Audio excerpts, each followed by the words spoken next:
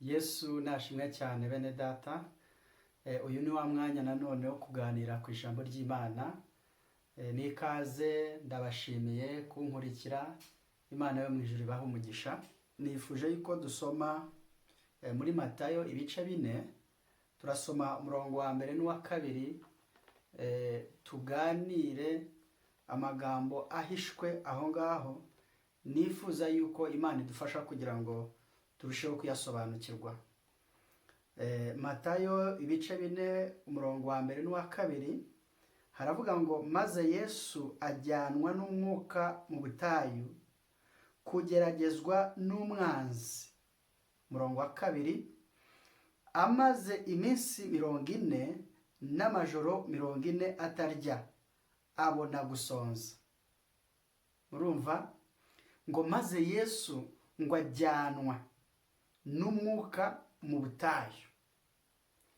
Icyamujyanyeyo ngo kwari ukugeragezwa n'umwanzi Satani. Murumva ni umwuka wamutwayeyo. Ageze ahantu hitwa mu butayu, noneho Satani aramugerageza, kuko icyamujyanyeyo ngo kwari ukugira ngo ageragezwe n'umwanzi Satani. Ngo ariko ariyo ngo yahamaze iminsi 40 ngo n'amajoro 40 atarya atanywa. Ngo iyo minsi 40 n'amajoro 40 ishize, Yesu abona gusonza. Haleluya. Kugira ngo tuze kubyumva neza, mureke dusome irindi jambo nanone hano muri Matayo, ariko noneho ibice 12. Turasoma ku murongo wa 43. Mumva ukuntu havuga: dayimoni iyo avuye mu muntu anyura ahadafite amazi ashaka uburuhukiro akabubura. Reka yenda dusome n'undi murongo ukurikira. Akavuga ati, reka nsubire mu nzu yanjye navuyemo. Yagerayo agasanga irimo ubusa, ikubuwe, iteguwe. Ngo niko kugenda akazana abandi badayimoni 7 bamurusha kuba babi, bakinjira bakabamo. Ibyo hanyuma by'uwo muntu bikarusha ibya mbere kuba bibi, niko bizaba ku b'iki gihe kibi. Aha iri jambo impamvu ndisomye, ndagira ngo dusobanukirwe neza ubutayu ubwo ari bwo. Ntabwo ari ubutayu busanzwe mu buryo bufatika mu by'ukuri aha ngaha burimo kuvugwa, kuko aha dusomye haravuga ngo iyo dayimoni avuye mu muntu, kwa kundi iyo umuntu bamusengeye birukana dayimoni kumuvamo, uwo mudayimoni iyo amuvuyemo, ijambo aha ngaha riratubwiye ngo agenda ahantu hatari amazi ngo ashaka uburuhukiro. Ubutayu ni ahantu hataba amazi. Ubu rero ndimo gushaka kuvuga ubutayu bwo mu buryo bufatika. Ku isi tugiye dufite ahantu hatandukanye ubutayu, cyane cyane mu bihugu by'Abarabu haba ubutayu. Mu butayu ni ahantu hataba amazi, ni ahantu mu by'ukuri ubuzima buba bugoye, buba busa nk'aho budashoboka. Ni ahantu ubuzima busa nk'aho budashoboka. Kubera iki? Muri iyi si amazi ni ishingiro ry'ubuzima. Nta kintu na kimwe kibaho kidakenera amazi hano muri iyi si. Ibimera, inyamaswa, twebwe abantu, amazi tuyakoresha mu buryo bwose bushoboka kugira ngo ubuzima bwacu bubashe gukunda. Byaba kuyanywa, byaba gutekesha ibyo kurya turya, yewe n'ibyo kurya kugira ngo bibashe kumera bikeneye amazi. Byaba amazu tubamo kugira ngo tuyubake dukeneye amazi. Nta kintu na kimwe mu by'ukuri kidakenera amazi. amamodoka tugendamo, mbese sinzi uko navuga, buri kintu cyose gikenera amazi kugira ngo kibashe kubaho. Haleluya. Rero mu butayu nta hantu hatari amazi, mu yandi magambo nta buzima buhari. Satani igihe yavaga mu ijuru akaza mu isi, ahantu yaguye, ahantu yashyizwe mu buryo bwo mu mwuka ni mu butayu. Ni ahantu hatari ubuzima, ni ahantu utagereranya no mu ijuru ahantu yari avuye, kuko mu ijuru hari ubuzima. Ariko buno buzima noneho nshaka kuvuga ntabwo ari bwa buzima bwo mu buryo bufatika nk'ubwo nari ntanzeho urugero, tuvuga yenda ku matungo, tuvuga ku byo kurya turya n'ibyo kunywa tunywa, tuvuga ku mazu tubamo, tuvuga ku mamodoka. Ntabwo ubuzima ndimo kuvuga noneho ari ubwo buzima busanzwe bwo muri iyi si ifatika. Ndimo ndavuga ubuzima bwo mu buryo bwo mu mwuka, ahantu Satani yaguye avuye mu ijuru mu buryo bwo mu mwuka ni mu butayu, nta buzima. Ahantu yari avuye mu ijuru hari ubuzima, noneho aza mu isi, ariko mu buryo bwo mu mwuka ahantu Imana yamushyize nta buzima bwari buhari.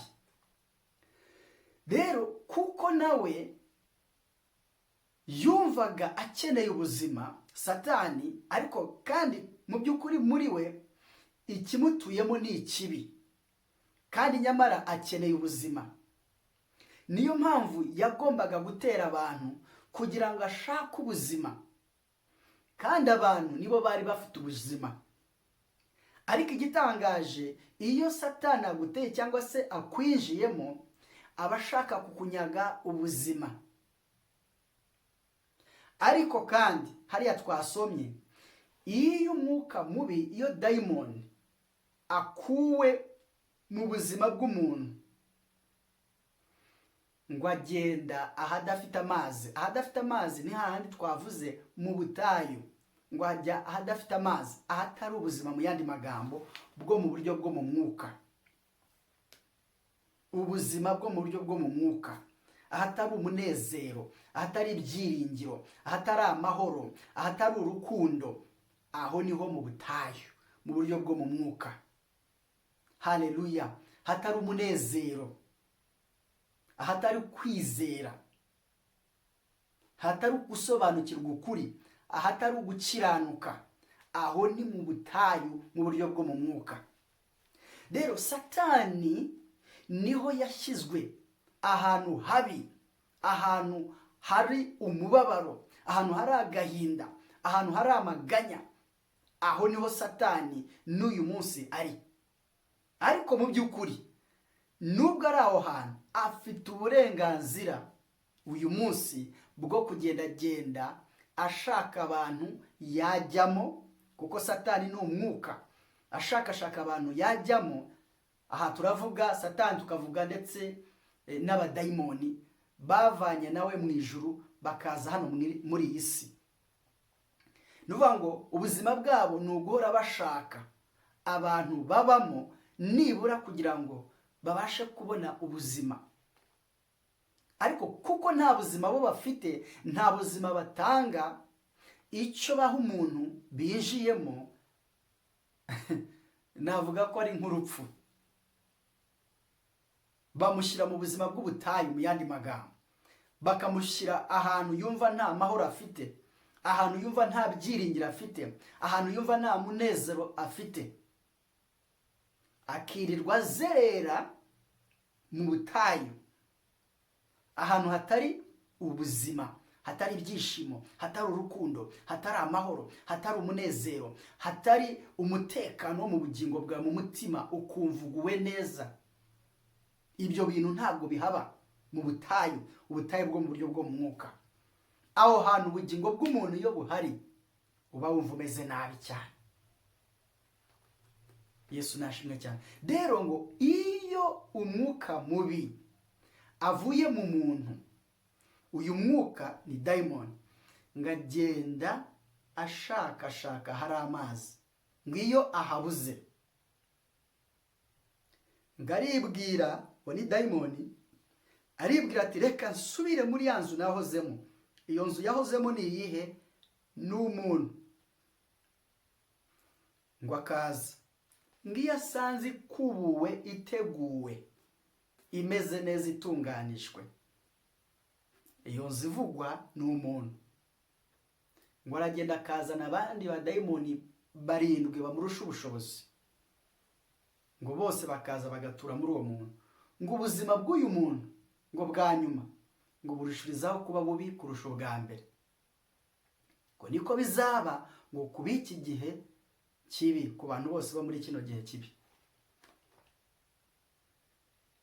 Abantu bahe bazemerera yuko dayimoni zibinjiramo. Haleluya. Rero impamvu usomye icyo cyanditswe, yenda sinshaka kukijyamo cyane icyo ngicyo. Icyo nashakaga ni cya kindi twasomye mbere, ngo Yesu ngo ajyanwa n'umwuka hehe? Mu butayu. Impamvu ngo kugeragezwa cyangwa kuhageragerezwa n'umwanzi Satani. Ngo kandi amaze iminsi 40 n'amajoro 40 atarya atanywa, ngo abona gusonza. Nashakaga rero yuko tubasha kumva neza, tugasobanukirwa ubutayu burimo kuvugwa ubwo ari bwo. Ubutayu ntabwo ari bwa bundi nabanje kubabwira mbere, ahubwo ni ubu bwa kabiri. Ahantu mu buryo bwo mu mwuka cyangwa se mu buryo bwo mu bugingo hataba amahoro, hataba ibyishimo, hataba gukiranuka, hataba kugubwa neza, hataba ibyiringiro, hataba amahoro, hataba ziriya mbuto zose z'umwuka wera. Aho niho mu butayu. Rero mu buryo bwo mu mwuka, Yesu umwuka yamutwaye aho hantu. Ni ahantu utazigera wumva ijambo ry'Imana. Iyo uhageze utungwa n'ijambo ry'Imana uzi ryonyine. Ku muntu wahigeze, iyo ahageze, kuko ushobora kujya mu butayu uri mu nzu nziza cyane, inzu irimo buri kintu cyose, ufite amamodoka menshi cyane, ufite mbese ubutunzi bwinshi, ntacyo ubuze, uguwe neza, umuryango wawe umeze neza, abana bawe bameze neza, biga amashuri meza cyane akomeye, madamu wawe cyangwa se umugabo wawe bameze neza, mu buryo ndavuga bugaragarira amaso y'umubiri. Ubutayu ntabwo ari ubuzima bubi bwo mu buryo bwo mu mubiri. Usibye ko ushobora no kwinjira mu butayu bwo mu mwuka, ariko kandi no mu mubiri nabwo usa nkaho uri mu butayu bwo mu mubiri. Ariko birashoboka yuko waba umeze neza mu mubiri, ariko ukinjira, nyamara ukinjira mu butayu bwo mu buryo bwo mu mwuka. Umuntu rero winjiye mu butayu bwo mu buryo bwo mu mwuka, ikintu cya mbere kiba, uba wumva nta nzara ufite. Wumva nta nzara ufite, ubwo ndavuga mu buryo bwo mu mubiri. Wumva nta nzara ufite, ukumva nta mahoro, ukumva nta byishimo, ukumva nta munezero, ukumva nta kugubwa neza, nta jambo ry'Imana wumva. Niyo wumvise abakozi b'Imana bigisha ijambo ry'Imana, wumva ari nk'ibintu bicano bigenda mu matwi yawe bigenda, ukumva nta hantu bifata mu mutima wawe. Indirimbo z'Imana wazumva ukumva ntacyo zikumariye mu buryo bwo mu bugingo, nta buzima ziguha, nta bugingo ziguha. Kubera iki? Uri mu butayu, kandi mu butayu ibyo bintu ntibihaba. Mwene data, niba umeze gutyo rero, menya yuko winjiye mu butayu. Menya yuko winjiye mu butayu. Icyo ugomba gutungwa nacyo ni ikintu uzi Imana yakubwiye, ijambo ry'Imana wumvise kera rikakugirira akamaro, rya rindi ryigeze kuguhesha ubuzima cyangwa ubugingo. ubugingo cyangwa ubuzima ndimo kuvuga, ijambo wigeze kumva ukumva ugize amahoro, ukumva ugize umunezero, ukumva ugize ibyishimo, ukumva uhawe imbaraga muri wowe, ukumva ukunze Imana kurushaho, ukumva agakiza urakanezererewe.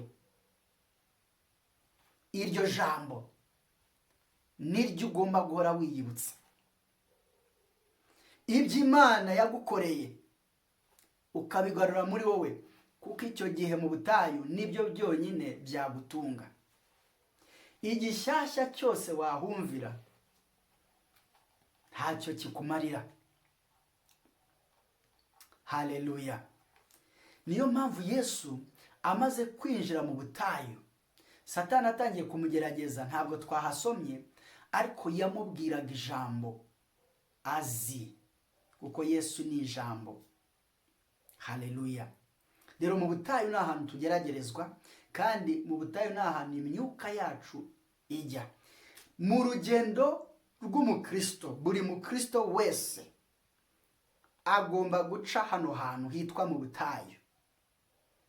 Kandi iyo ugeze mu butayu ugomba kumenya yuko uhageze.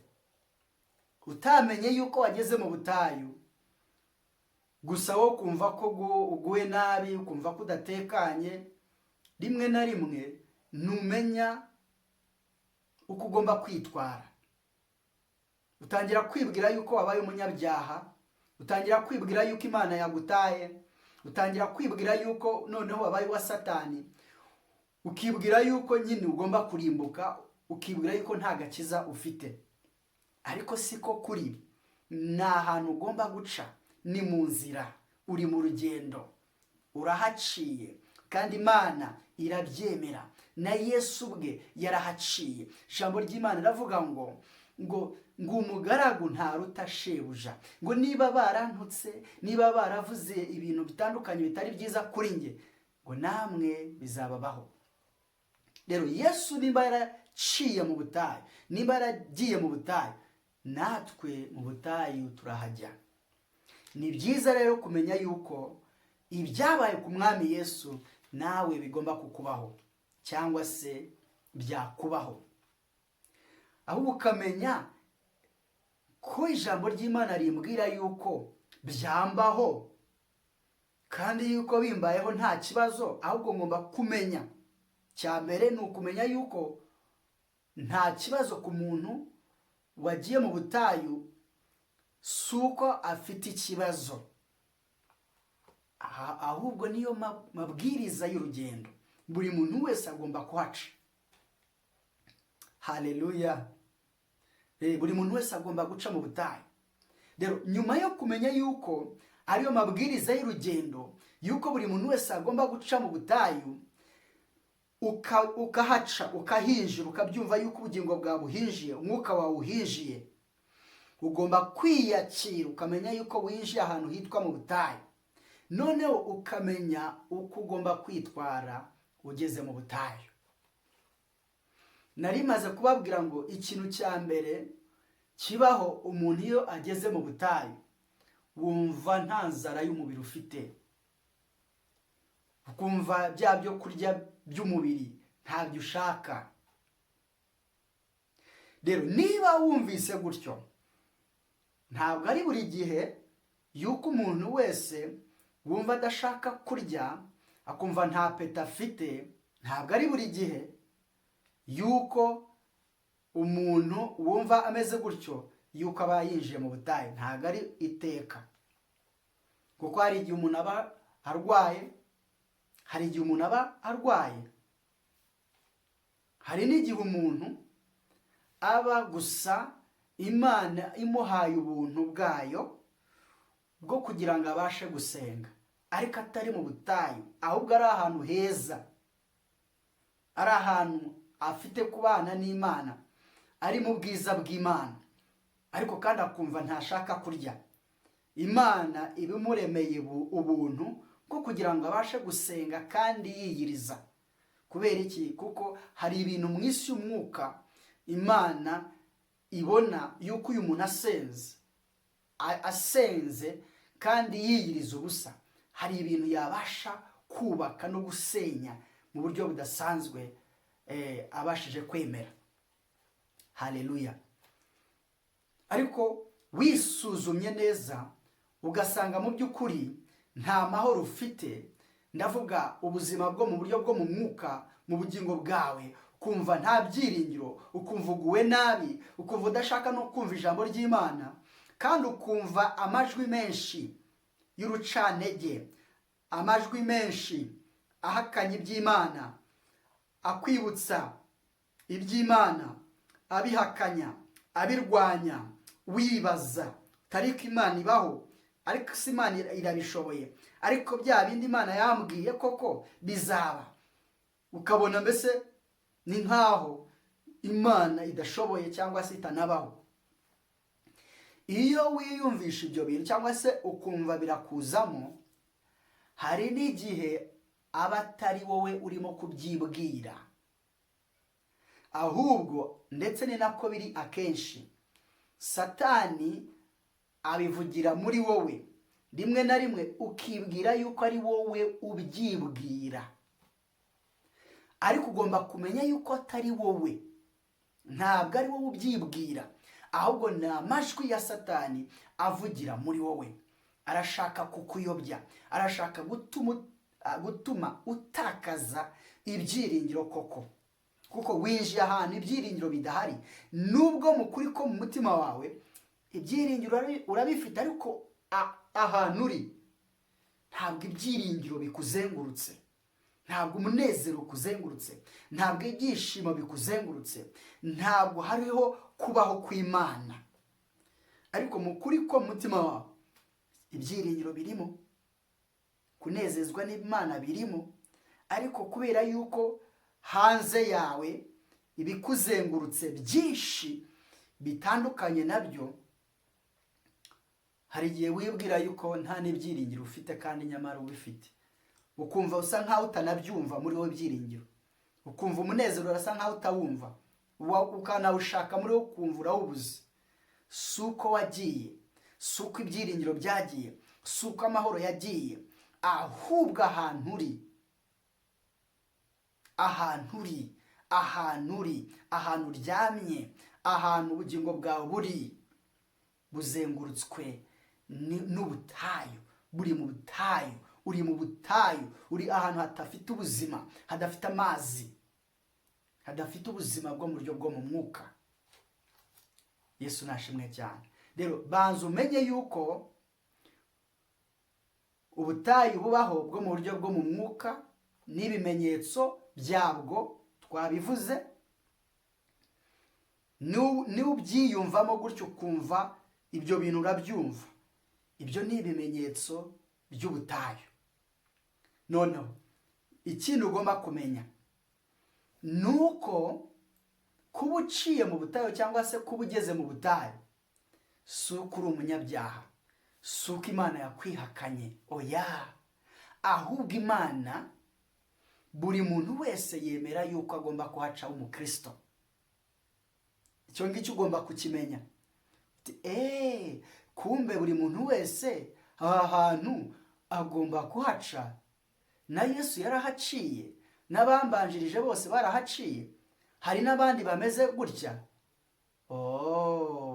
Ndahaca, ariko hari igihe kizagira mpave.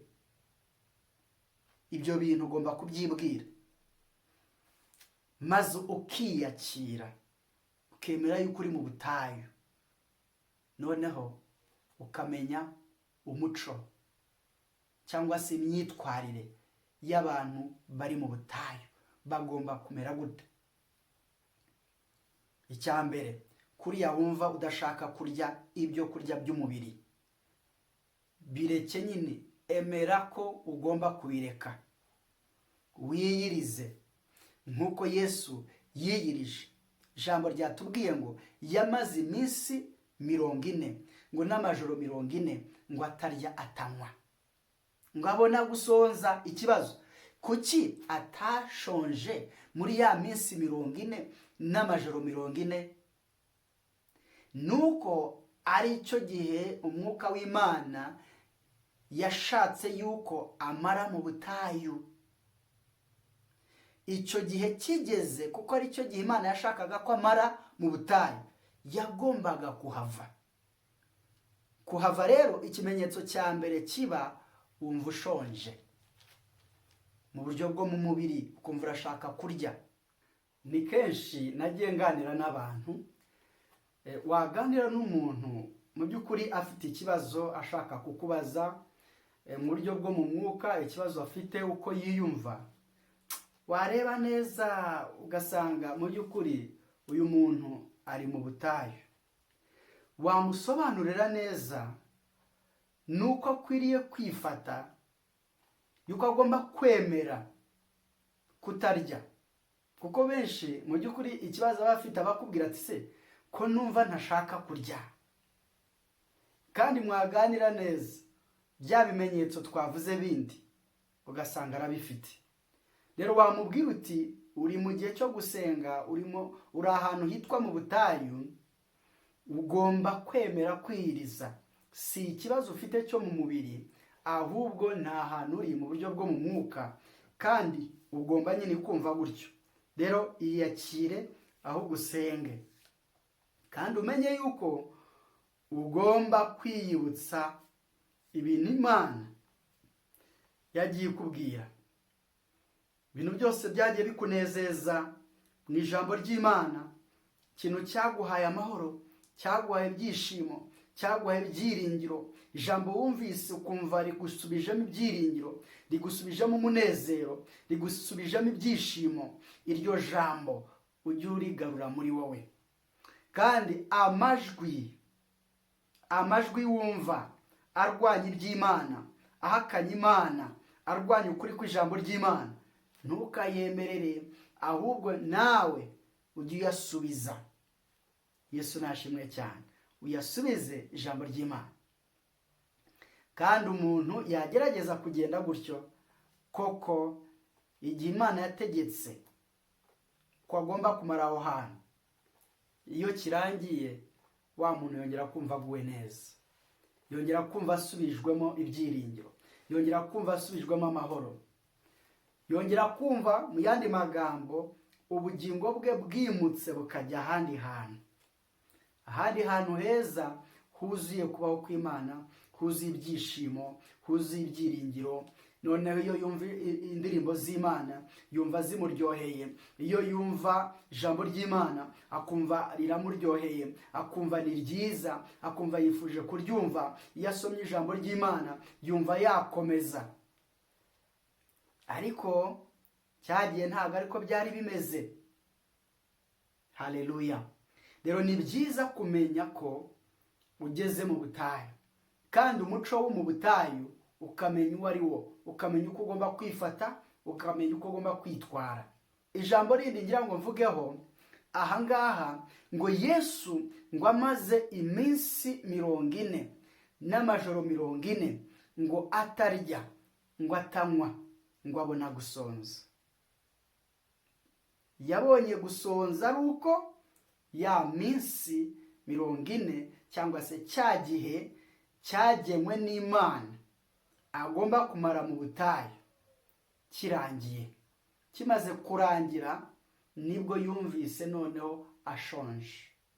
Ugomba kumenya rero yuko ugomba gutegereza, ugategereza igihe uzumva noneho ushonje.